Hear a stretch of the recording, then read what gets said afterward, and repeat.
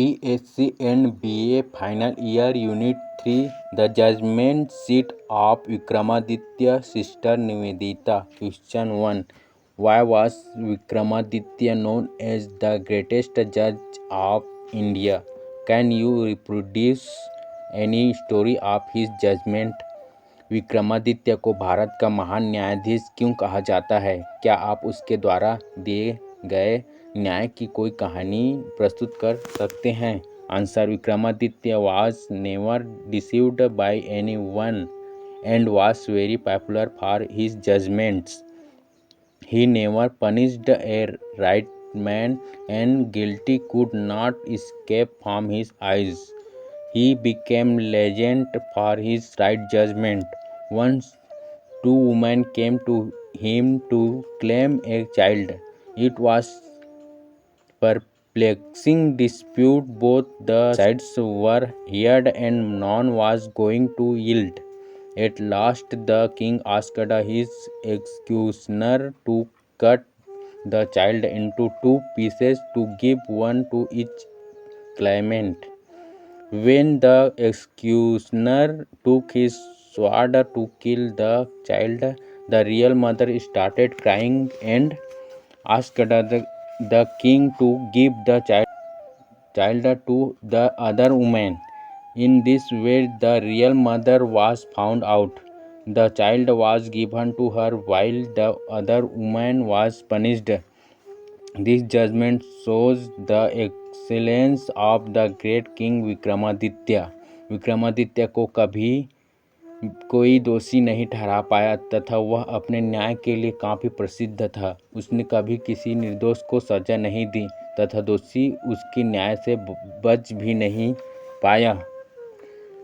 एक बार दो औरतें एक बच्चे को लेकर आईं और दोनों ही उसे अपना बच्चा बता रही थीं. यह बहुत ही गंभीर विवाद था. राजा ने दोनों को ही बहुत ध्यान से सुना जो बच्चे पर अपना दावा पेश कर रही थीं.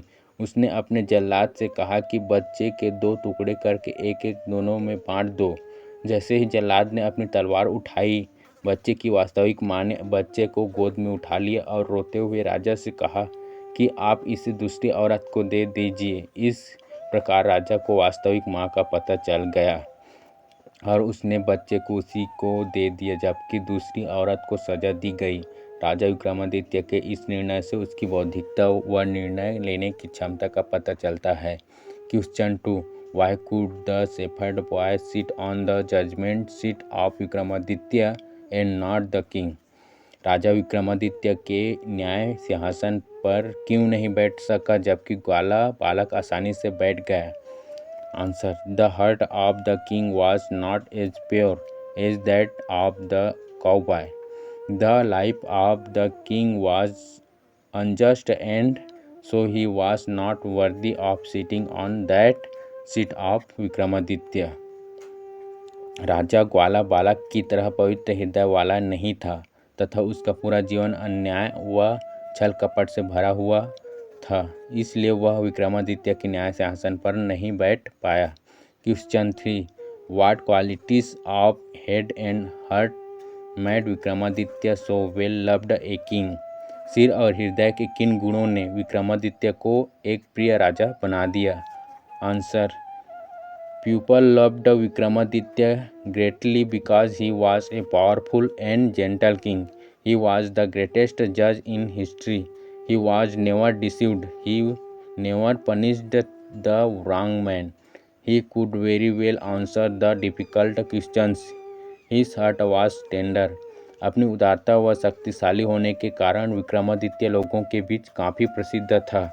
इस इतिहास में वह एक महान न्यायाधीश के रूप में जाना जाता है क्योंकि उसने किसी निर्दोष को कभी सजा नहीं दी और न ही दोषी उससे कभी बच पाया. वे कठिन प्रश्नों के उत्तर देते थे. वे दयालु थे. Question 4. How was the king prevented again and again from ascending the throne? स्थानीय राजा को सिंहासन पर बैठने से बार बार कैसे रोका गया? Answer: The king was stopped by one of the stone angels supporting the throne that he could not sit on that because his heart was not pure, like the cowherd boy, and stone angel flew away. The king tried again to second the throne, but he was stopped by another angel, and in the same way 24 angels stopped the king every time and flew away. When the turn of last angel came, it also stopped the king, saying that his heart was avaricious enough, as he always tried to covet the kingdom of others. Saying this, the last angel flew away into sky, taking away the judgment seat also, and since then it is not seen by anyone. स्थानीय राजा को न्याय सिंहासन पर बैठने से रोकते हुए पहली परी ने कहा कि आपका हृदय ग्वाला बालक जैसा शुद्ध नहीं, और आसमान में उड़ गई। राजा ने जब दोबारा सिंहासन पर बैठने का प्रयत्न किया, परंतु इस बार दूसरी परी ने उसे सिंहासन पर बैठने से रोका और आसमान में उड़ गई। इसी प्रकार एक के बाद एक 24 परियों ने राजा को सिंहासन पर बैठने से रोका और सभी आसमान में उड़ गई। जब अंतिम परी का समय आया तो उसने यह कहते हुए राजा को सिंहासन पर बैठने से रोका कि आपके हृदय में दूसरे राज्यों को हड़पने का लालच है, और सिंहासन सहित आसमान में उड़ गई। और इसके बाद न्याय सिंहासन को किसी ने नहीं देखा। Question 5, write an essay on the importance of cows in India. Bharat में गायों के महत्व पर निबंध लिखें। Answer, every Indian wants to have his own cow because it provides them milk and also provides calves for cultivation. In India, farming is not much more mechanized, hence a lot of villagers take the help of bullocks for cultivating their lands. People also make ghee from cow milk and sell it in the market. It gives them extra financial help. Cow is also known as Gomata or Mother Cow by the majority of Hindus. There are many mythological stories about cow and very much revered in India. In India, no one is allowed to tease or frighten a cow. Instead, they are being worshipped and held in a high esteem. Cows are the most favorite pet in the Indian household, and all are pleased to hear the tinkling sound of the bells which are put round their necks. Cows are useful not only in India but almost in all the countries of the world. With respect of the usefulness of cows, attempts are being made to enforce a ban on cows slaughter, and most of the Indian states have passed certain laws for cow protection. Bharat में प्रत्येक व्यक्ति यह चाहता है कि उसकी अपनी एक गाय हो, क्योंकि गायों द्वारा उन्हें दूध, घी, दही के अलावा ऐसे बछड़े भी प्राप्त होते हैं जो आगे बैल बनकर उनकी खेती बाड़ी में सहायक होते हैं। लोग दूध, घी, मक्खन, दही आदि बनाकर बाजार में बेच देते हैं। यही उनकी अतिरिक्त आय का स्रोत है। भारत में हिंदू समुदाय के लोग गाय को गौ माता कहते हैं तथा अनेक विषय में बहुत सी धार्मिक कहानियाँ प्रसिद्ध हैं। भारत में गायों की पूजा होती है, इसलिए इनके साथ किसी प्रकार की छेड़छाड़ या हानि पहुंचाने की आज्ञा नहीं है। गाय न केवल भारत के लोगों के लिए उपयोगी है, बल्कि पूरे विश्व में इनका अपना एक महत्व है। गायों के महत्व को देखते हुए गाय हत्या पर रोक लगाने के लिए एक विशेष अधिनियम पारित किया गया है तथा भारत के सभी राज्यों ने इसे सर्वसम्मति से पारित कर दिया है। Question 6, Why is the twilight called the hour of cow dust in India? सूर्यास्त के समय को गायों की धूल गोधूली का समय क्यों कहते हैं? Answer, when the day ends and the night is about to begin, it is called twilight. It is the time of sunset. It is also said the time of cow dust because when cattle came back, they raised a storm of dust by their feet, and the dust rises high like a cloud. It is very peaceful and lovely moment known as hour of cow dust in India. जब दिन समाप्त हो जाता है तथा रात्रि का शुभारंभ होने वाला होता है तो ऐसे समय को गायों की धूल गौधूली कहते हैं। ऐसे सूर्यास्त का समय भी कहते हैं।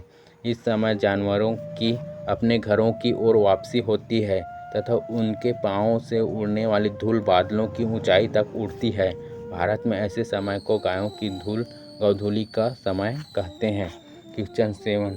Write an essay on animals and their importance in India's rural life. Bharat के ग्रामीण जीवन में पशुओं की महत्ता पर एक निबंध लिखिए। Answer: India is the country of farmers.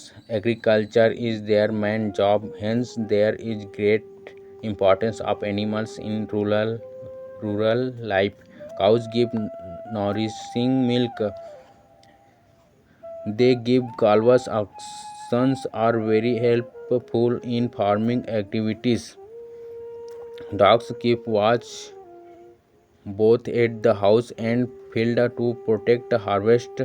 Horses take their products to market for sale.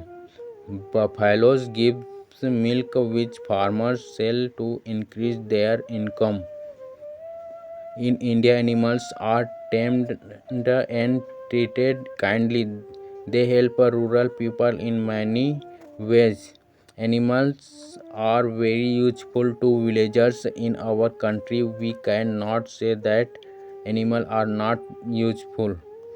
There is the great importance of animals in rural life. Bharat किसानों का देश है। कृषि उनका मुख्य व्यवसाय है, इसलिए ग्रामीण जीवन में जानवरों का बड़ा महत्व है। गायें पौष्टिक दूध देती हैं, बछड़े भी देती हैं। बैल कृषि कार्यों में बहुत ही सहायक होते हैं। कुत्ते घर और खेत दोनों की रखवाली करते हैं। वे फसल की भी रखवाली करते हैं। भारत में जानवर पाले जाते हैं और उनके प्रति दया का बर्ताव होता है। ये ग्रामीणों की कई प्रकार से मदद करते हैं। अपने देश में हम नहीं कह सकते हैं कि जानवर लाभदायक नहीं हैं। ग्रामीण जीवन में जानवरों का बड़ा महत्व है। Question 8. Why did the king want the judgement seat to be brought to his town? स्थानीय राजा विक्रमादित्य के न्याय सिंहासन को अपने नगर क्यों लाना चाहता था? Answer: the king wanted to give wise decisions like the great king Vikramaditya. He ordered his men to dig the mound and to bring the seat to his own court. He thought that by sitting on this seat of Vikramaditya, he would be able to give appropriate and judicious decisions. स्थानीय राजा चाहता था कि वह भी महान राजा विक्रमादित्य की तरह ही बुद्धिमत्तापूर्ण निर्णय दिया करें। उसने अपने कर्मियों को टीला खोदकर न्याय सिंहासन को लाने का आदेश दिया। उसने सोचा कि वह इस न्याय सिंहासन पर बैठने के पश्चात उचित व विवेकपूर्ण निर्णय दिया करेगा।